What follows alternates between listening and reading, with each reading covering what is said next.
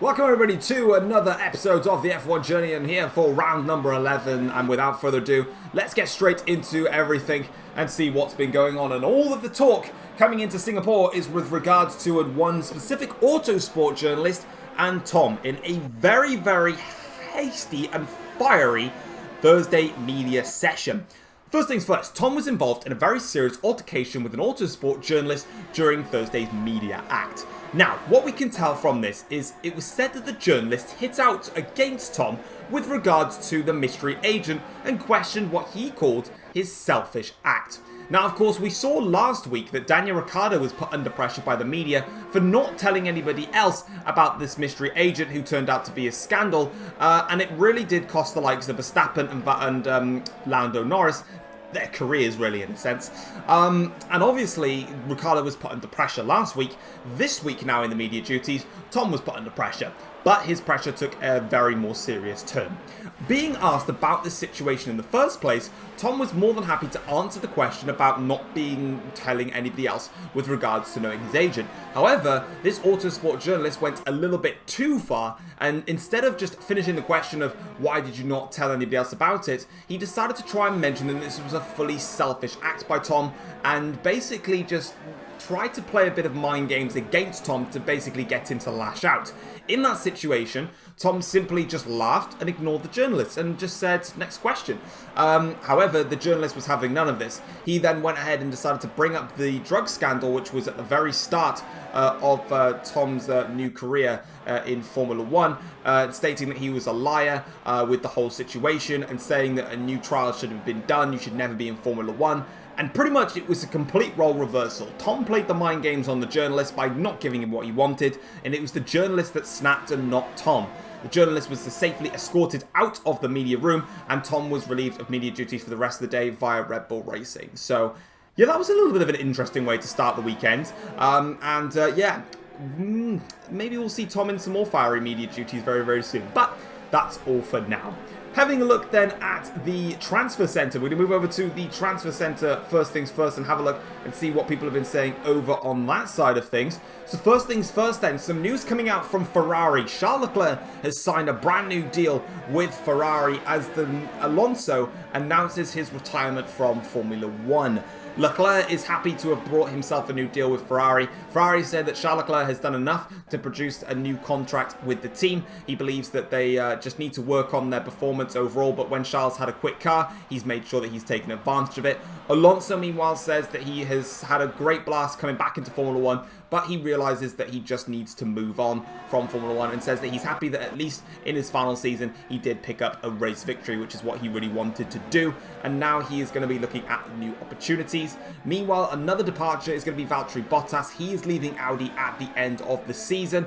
Obviously, we kind of expected this one to come, whether that be Bottas or Butler, due to the Audi's row between the two drivers. Bottas says that he's going to be leaving the team. He says that it's extremely unsettling with Audi. Nothing's being done about the situation that they were involved in, and he doesn't want to wait any longer. Bottas says that he's committed to at least just driving in Formula 1 next year, whether that be in a quick car, whether it be in a slow car, and just getting himself a bit of fresh air before he can then rebuild himself back up again.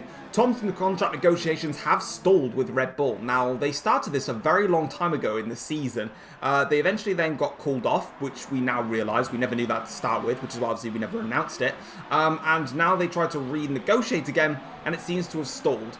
This is not a good sign for Red Bull. They really want to keep Tom for another season, and with the contract negotiations continuing to stall, that's just going to start tinkling the eyes of other teams to potentially try and snap him up. Finally, Lewis Hamilton has said that he's had many offers from various different teams in various different roles, which he is considering. Now, this is very interesting that Hamilton might not even be on the grid next year, whether the role that he takes is something completely different. The first eyes that we are looking at is currently Ferrari. Of course, Lewis Hamilton has been someone that would love to go to Ferrari at some point. Whether that's going to happen because Alonso has now announced his retirement, it could well pave the way. That's currently the speculation, but obviously speculation is speculation. We can't really go with that.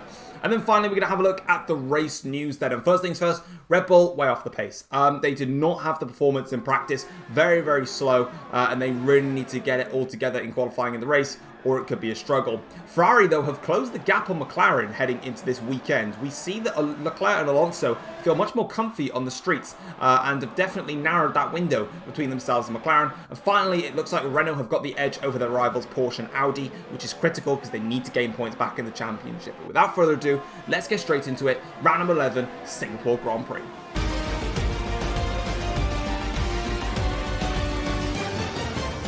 Yo, what's going on, guys? It is Fox298 here. Welcome back to a brand new episode of the F1 Journey for you guys today here on the channel. So we're here for the Singapore Grand Prix. I believe this is round number 11 now of the season, and we're going to get things underway and here under the lights. First things first, though, we've got qualifying to navigate, and as you can see, it is going to be a wet qualifying session, which I believe is the first time we've had a wet qualifying session so far this season. So let's see if it dampens our spirits or if it actually turns out to be a complete nightmare. But first lap was not too bad, 9/10 of a second off, but we set the fastest final sector.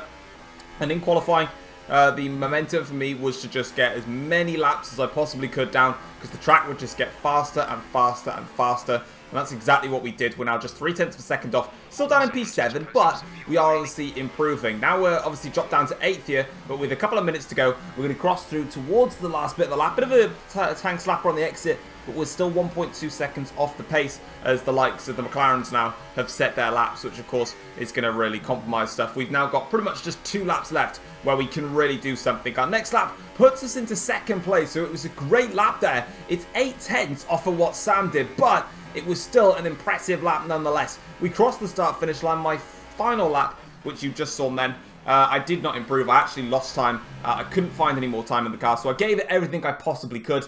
And in the end, it was only P5. Charles Leclerc, Alonso and George Russell all improved to go 0.4 of a second shy of Sam, who in the end took a very convincing pole position for McLaren. We, meanwhile, still qualifying P5, so it's not too bad. And then, obviously, Vettel, my teammate, down in P9, 1.2 off of the pace. As we now have a look at the strategy then, and I was sort of messing around with this one, thinking, what do I want to go on? Do I want to start on the Hypersoft tyres? Do I not want to start on the Hypersoft tyres? What do I want to start on here? And I decided to have a look at the one-stop strategy of Ultrasoft to the soft tyres. I thought maybe that'd be the fastest route, and we could do that rather than doing Hypersoft Ultras. I would do this strategy instead. See how it goes, it should potentially help me out in this Grand Prix. But as we get ready for the race then itself, here we are on the grid then for the Singapore Grand Prix. 5 red lights, and it's lights out. We go here to start the race, and it's been a good start then from one of the Audis there. Looks like Bottas got a very nice getaway as we now cover the inside line, trying to go down the inside of George Russell instantaneously. It doesn't work out for us, but Alonso went wide in towards turn 1, and it's a simple overtake down the inside of the Spaniards, and that's us up now into what is going to be, I think it's 4th place now in this race. And we can see then Sam comfortably leads the group away then ahead of Charles Leclerc. Then it's George Russell, then it's myself, and then it's Fernando Alonso. But Alonso's got a nice run down towards Raffles Boulevard. We're going to have to go defensive against Fernando Alonso towards the outside line. We swoop it around the outside, get caught on the curb ever so slightly, run a little bit wide, but it's all right as we carry on now on our way and maintaining P4 in the Grand Prix. Good start to things. On to lap 2 of the Grand Prix, and Sam begins to build out an advantage as the 2 chasers behind him of Leclerc and Russell try and catch up to the back of him. We're now activating some engine modes because we've still got Fernando Alonso in close company, and it seems like the power deficit that we've got going down towards Raffles Boulevard is going to be more problems for us as we go and defend against Alonso around the outside once again. This time, not really defending the inside line into Raffles. I didn't think it'd be the best idea, so I decided to go for the outside, and it kind of worked well. But onto lap 3 of the Grand Prix, and unfortunately, things are about to go downhill. For this Grand Prix, I think I'm running with, I think it's 7 wings, if I can remember off the top of my head, or is it something else? I can't remember what rings I was running, but basically, I made a massive setup error, and it just made the car so slow in a straight line, and it really did not work out. You saw there, Fernando Alonso absolutely breezes past us, and in the wet, it was all right. You know, I felt good, felt comfortable. In the dry, it was not a good idea, and we're about to pay the price for it. Here comes Lewis Hamilton down towards Raffles Boulevard. We're going far around the outside. Hamilton just breezes past us. No need to do any form of effort in that overtake apart from just put his foot flat to the floor, and he gets the overtake done. He's on hypersoft tyres, mind, but still, like, he just absolutely flew past us. So Alonso and Hamilton are saved, and they're off on their way. Looking a little bit further back, Reece didn't have the best of starts for him. He lost out quite badly, but now he gets past Daniel Ricciardo in that instance, and he can carry on his way. But Ricciardo has actually got quite significant front wing damage, and now his teammate Ocon is going to have a look at trying to get past him. He goes around the outside of turn 1. You can just see the damage. There it is. End plate missing, so he's in trouble, and that is now Ocon up a position ahead of his teammate Ricciardo, who's just going to continue to drop backwards. Unless he tries to stop for a new front wing, he's going to be in a whole heap of trouble, as Reese there is now beginning his pursuit onto my rear end, and I don't doubt that he's going to pass me very, very soon, as Ricciardo now has got the DRS here, but the Porsche car of Nico Rosberg is looking very interested here, as my teammate Vettel now under pressure from Bottas. Around the outside goes Valtteri. Will he make this one stick? Not quite, but he holds it on in there. So now down the inside goes Bottas, and that is him in front of Sebastian Vettel, and that is a nice clean overtake. I think Vettel's actually missing a bit of front wing end plate as well there. I think he's been in the wars, and he understeers into Bottas, and they go into the wall together there. That's not part of the plan for Valtteri Bottas. He'll be screaming on the radio against Sebastian on that one, and all of a sudden Pascal Wehrlein's going to come involved and get over the overtake done on Vettel, and he does so. Wehrlein up now into a stronger position himself. Lap 4 of the Grand Prix though, back onto our POV, and we've now got my cousin Reese behind me, and yeah, this is going to go badly wrong unless I can try and do something about it. We now accelerate onto the straight, and here comes Reese then in the car. Am I running 9.9 wings actually? Wow, I am running 9.9 wings. Yeah, that was a mistake. Reese goes through on the inside, but he locks up though in towards the first corner, and in fact that is Ricciardo now behind me, so that must be how Ricciardo lost his front wing end plate. So we obviously had to revert backwards a little bit. Yeah, now Reese is behind Ricciardo, so that's clearly where the damage came from. Lap 7 of the Grand Prix now, and there was two things that I am now having an issue with. Number one, the setup. Now I remember what it was. It was 9.9 wings. Very strong on downforce, but this car sucks in a straight line. So, yeah, that's my first problem. Second problem, you may have seen it when Reese was going for the overtake the first time around, as he gets the DRS here, overtakes me, goes down the inside, clean overtake. When Reese locked up and went into turn 1, you would have just caught my tyre temperature as I was checking them. I've overheated the front tyres, which means that I'm struggling under braking and I'm struggling in the corners. In other words, I'm slow everywhere around the circuit. However, I could be in a worse situation. I could be in Ricciardo's situation, which he is right now, which is getting passed by every single person known to man. There we can see Sam going down the inside of Daniel Ricciardo, and now Sam once again powering his way through the field. Sam had started on the Hypersoft tyres. He's now in for Ultra Softs, and he's carrying on his way. And there goes Nico Rosberg. Goodbye, see you later. And that McLaren, just an ease to drive for Sam. And now as we go onto the straight here, Ricciardo again under some more pressure now. This time from Bottas in the Audi. Remember, Bottas got shoved against the wall when he was fighting Sebastian Vettel without a front wing. But this time, it's a very simple overtake with a man that's not got no front wing, because he could just easily glide past him around the outside of turn 2. And that's him comfortably through, and now he can get on his way. Lap 10 of the Grand Prix though, and we've now got Ocon behind us, followed by Sam, who is literally directly behind. So Sam, who pitted on lap 6, has come back out on fresh tyres, is already about to overtake us. That's how much time we've lost here, as Ocon has to try and overtake us, but we now go defensive in towards 1, 2, and 3 here versus the Renault and also the McLaren car. But, I mean, you can kind of just see it here, like literally the deficit that we've got in terms of performance. Sam is already behind us, and he's already made his pit stop, and it's lap 10. So, yeah, we're in trouble. DRS now comes open for Esteban Ocon. This is going to be quite a simple overtake for Ocon. It's going to be an easy overtake for Sam. They go 3 abreast in towards Raffles Boulevard, but quickly single file that one out as Sam now stays behind Ocon, but he's got in front of us, and he's also in front of Esteban Ocon. So my championship rival Sam makes the overtake then on us, and there's nothing I can do about it. I literally have got no performance. The tyres have overheated. I can't get them back into temperature. I've got no straight line speed either. Yeah, it's all gone wrong, really. And now we've got Charles Leclerc, who's going to be coming up behind us very, very shortly. Sam, meanwhile, though, is attacking Esteban Ocon. So here he goes then. Sam, with the DRS, is going to go towards the outside line of Ocon. Make a nice clean overtake here. But Sam locks up a little bit in towards turn 1, so that's going to cost him some time. Might just put us back on the tail of Sam, and it does so. So now maybe we could try and overtake Sam, cost him some time, and put him onto the back of Charles Leclerc, who's also right on the tail of me. So as we now go through up towards Raffles Boulevard now, let's see what we can do. We've got the DRS here versus Sam, and I cannot wait to see the straight line speed of my car absolutely fly past Sam. I take that back. Charles Leclerc flies past us, and we basically made no extra gains towards Sam's rear end, and he didn't even have the DRS, and I was also using higher engine modes. That's depressing.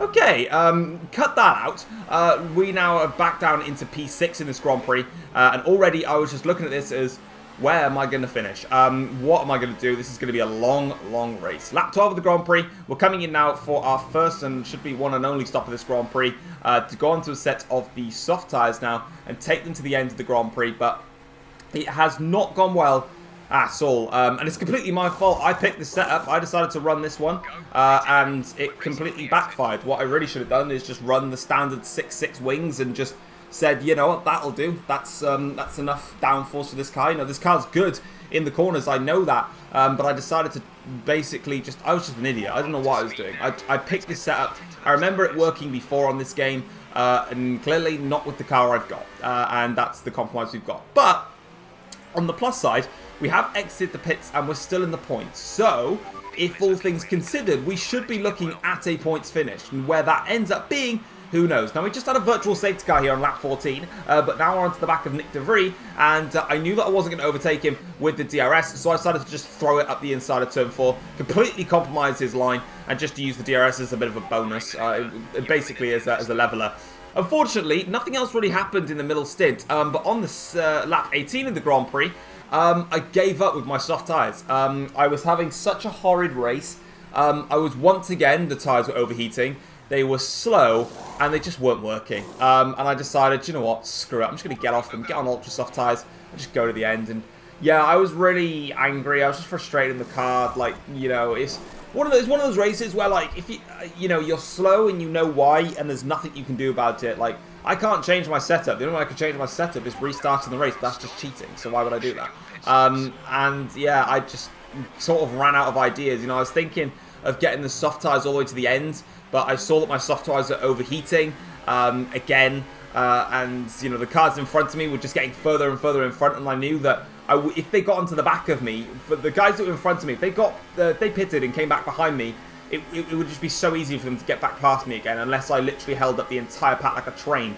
Daniel Ricciardo, though, trying to go around the outside of us here, but we basically just shut the door, get a little bit of a bump there. I closed him off a bit early, but at the end of the day, when you're hot under the cockpit, it just happens. Lap 20 of the Grand Prix, though, we now need to try and salvage what we can. And we've got a group of cars up ahead that are in a bit of a train. And then we've also got Bottas here as well. Now going towards the Singapore Sling. We're going to go down the inside here. A little bit of barging, but like I said, I was just, at this point, I just kind of gave up, really, trying to race super ooper duper cleanly, so I just decided to just be a little bit outrageous. But now, as you can see, lap 21 of the Grand Prix, someone has come into the pits, and that now puts us up into 10th place. Vettel now is in P9, Butler is in P8, and then Ocon is, or one of the Renault cars is probably, yeah, it's Ocon, because obviously we just defended against Ricciardo. Ocon is, well, miles clear.